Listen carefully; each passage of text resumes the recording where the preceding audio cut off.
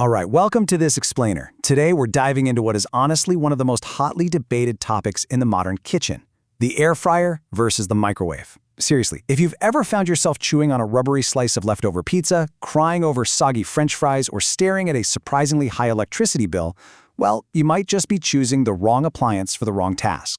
So here's our quick roadmap for today. First, how they actually work. Second, the performance showdown. Third, health, cost, and maintenance. And finally, choosing the exact right appliance for you. Let's get right into it. Section 1. How they actually work. The invisible science. You know, understanding the underlying technology here explains pretty much every single difference you're going to notice in your daily cooking. There's actually a really stark contrast in the basic physics of how these two little boxes heat your food. A microwave relies on electromagnetic radiation, and what this does basically is cause the water molecules inside your food to vibrate incredibly fast. That friction produces heat. Because this happens from the inside out, the microwave is just an absolute champion at heating liquids and high-moisture foods super rapidly, but it completely lacks dry heat. An air fryer, on the other hand, operates entirely differently. It's essentially just a compact, high-powered convection oven. It blasts dry air, usually between 350 and 400 degrees Fahrenheit, while a massive fan circulates that air rapidly around the food. This rapid circulation literally strips moisture right off the surface, which gives you that amazing outside-in crisping effect.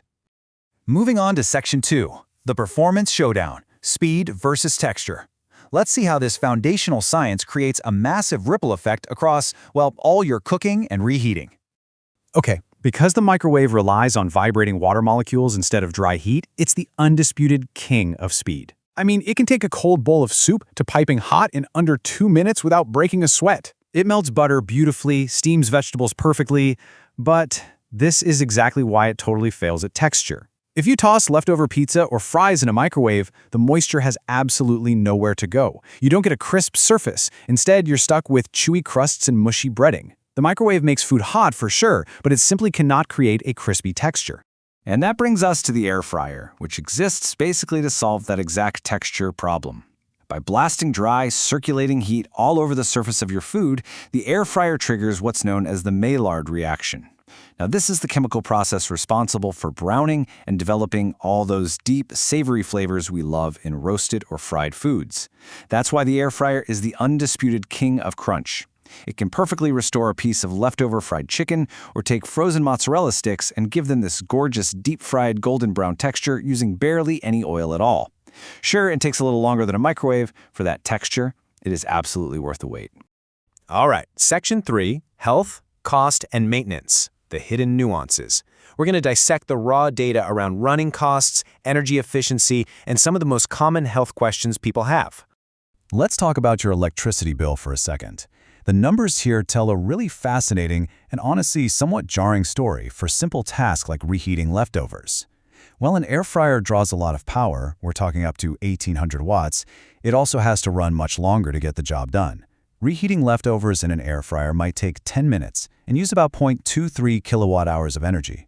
The microwave? It handles the exact same task in about 2 minutes, using a fraction of that energy, just 0.033 kilowatt-hours.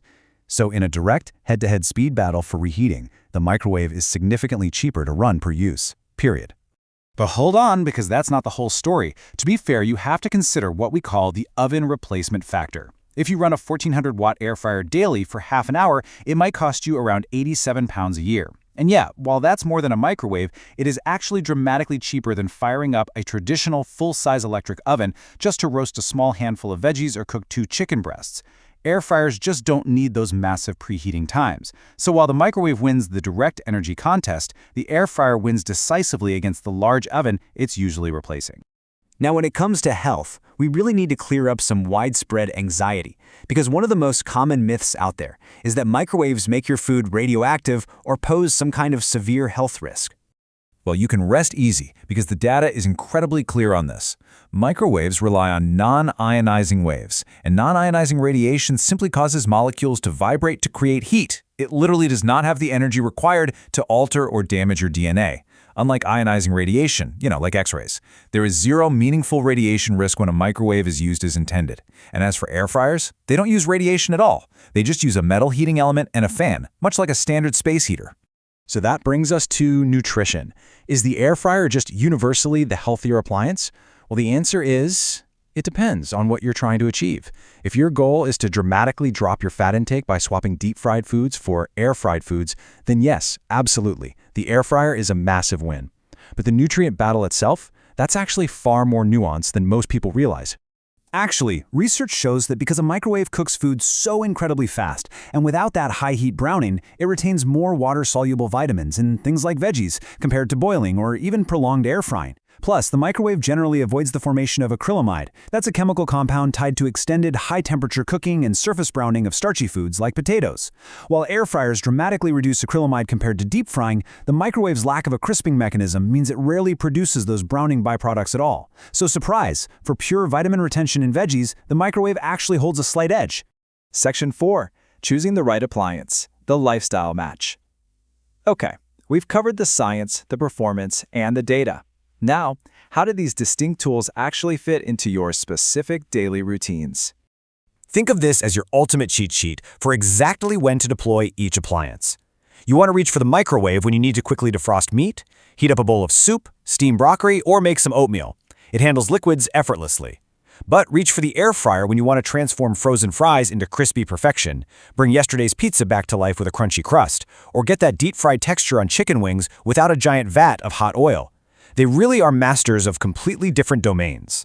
Ultimately, your unique eating habits should dictate your primary appliance. If you're focusing on weight management and want low-fat, crispy proteins, the air fryer is your best friend. But if you're a busy parent managing a chaotic weeknight schedule and just need to warm up a side dish in 90 seconds, the microwave is your kitchen's absolute backbone. And for the meal preppers out there, you use them in tandem. You air fry your chicken and broccoli in bulk on Sunday for that great roasted texture, and then you use the microwave to rapidly reheat those portions on Wednesday. Now, if you live in a tiny apartment and can only pick one, honestly, the microwave's ability to handle liquids, steaming, and rapid reheating makes it the most versatile choice for survival. At the end of the day, as the data proves, these two machines are not a zero-sum game. You don't actually have to pick a single winner here. One is built for speed and moisture, and the other is built for crunch and crispness. They genuinely complement rather than compete with one another. If your counter space and budget allow it, having both gives you the ultimate flexibility to handle literally any quick cooking task a modern household throws at you. So the next time you step into your kitchen, don't ask which appliance is inherently better. Instead, examine your own daily routine, look at the food right in front of you, and ask yourself this final question: which task am I trying to accomplish right now? Once you do that, I promise you'll never suffer through a soggy French fry or a rubbery slice of pizza ever again. Thanks so much for joining me on this explainer, and keep learning.